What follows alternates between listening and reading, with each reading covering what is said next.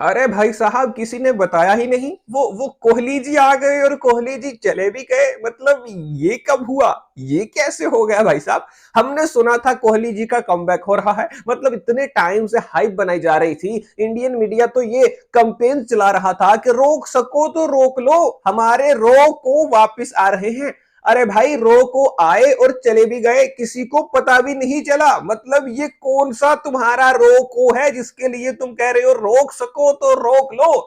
भाई साहब, क्या कोई मास्टर क्लास इनिंग खेली है आज विराट कोहली ने ऑस्ट्रेलिया के खिलाफ। ऑस्ट्रेलिया के मैदान में भाई साहब उनके फैंस को ऐसे मुंह पर रख रख के तमंचे मारे हैं भाई ने। क्या बात है भाई साहब, पर्थ के स्टेडियम में, पर्थ के मैदान के ऊपर मास्टर क्लास 7 बॉल्स पे 0 रन की इनिंग जो विराट कोहली ने खेली है भाई साहब, मैं खुद शौक में चला गया हूं देख के। मैं हैरान और परेशान। मैं कह रहा हूं भाई, हमारे बल्लेबाजों को तो सीखना चाहिए कोहली जी से कि किस तरह से खेला जाता है। वहीं पे कैरी ओकीफ जो कि कमेंट्री बॉक्स में बैठे होते हैं, उनकी भी गैरत जागती है। और वो बंदा है हरामी, वो बंदा है, मैं ये तुमको बता दूं। वो बंदा वहां पे बैठ के कहता है कि भाई सॉरी इंडियन फैंस, तुम लोग ये नहीं समझना कि मैं तुमको डिसरिस्पेक्ट कर रहा हूं, लेकिन ये पाकिस्तान की टीम जो है वो इन कंडीशंस में ज्यादा अनप्रडिक्टेबल होती है। वो कुछ और प्रोड्यूस कर सकती है सिवाय आपके, बजाय आपके। आपकी टीम को इतनी खास नहीं। ये कैरियो कीफ कह रहे हैं, वो पता नहीं क्या मजे ले रहा है इंडियंस के, ये क्या कर रहे हैं, लेकिन वो ये स्टेटमेंट साथ ही दे देता है। क्योंकि भाई इंडियन टॉप ऑर्डर, बल्कि इंडिया के किंग अपने कोहली जी की वापसी होती है। और फिर कोहली जी आते हैं, चले भी जाते हैं। कोहली जी मिलके तो जाते भाई हैं। हम तो अभी आए थे देखने, टीवी ऑन किया तो पता चला कि आप तो रुखसत फरमा चुके हैं। कोहली जी, ये कैसा कमबैक था भाई? इतनी हाइप बनाई हुई थी, पूरा महीना हो गया कि हम जो है विराट कोहली को एक्शन में देखेंगे, इतने दिन बाद किंग विल प्ले, इतने दिन बाद ये होगा वो होगा। ओ भाई, कहां हुआ, कैसे हुआ? कुछ करके तो दिखाते कोहली जी। 7 बॉल्स पे डक मारा है जी विराट कोहली ने अपने कमबैक के ऊपर। 7 बॉल्स भी एमी भाई ने वेस्ट ही की हैं। पहली बॉल पे डक मार लेते अगर मार रही था तो। वही वही पुराना अंदाज, वही नाज, वही अंदाज हम नहीं भूले। कोहली जी ने वही फिफ्थ सिक्स टर्म वाली बॉल को जाके ड्राइव मारने की कोशिश की। भाई साहब पॉइंट पे पकड़े गए, चलान कट गया भाई का, क्योंकि सामने था मिचेल स्टार्क। भाई क्या बंदा है ये! सबसे बड़ी विकेट विराट कोहली की थी। लोग ये शोर मचा रहे थे, कोहली कमबैक कर रहे हैं, फिटनेस ये, फिटनेस वो, कोहली ऐसे, कोहली वैसे।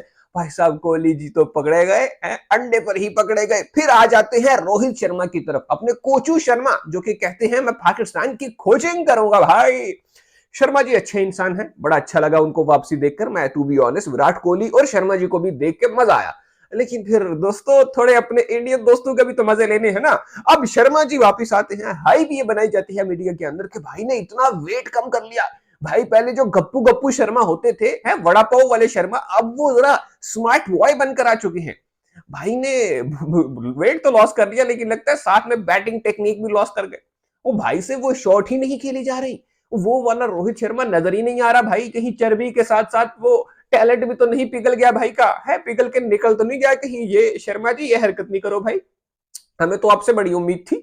हमने तो कहा था ऑस्ट्रेलिया गए हैं, जरा पुल शॉट के दर्शन कराएंगे शर्मा जी।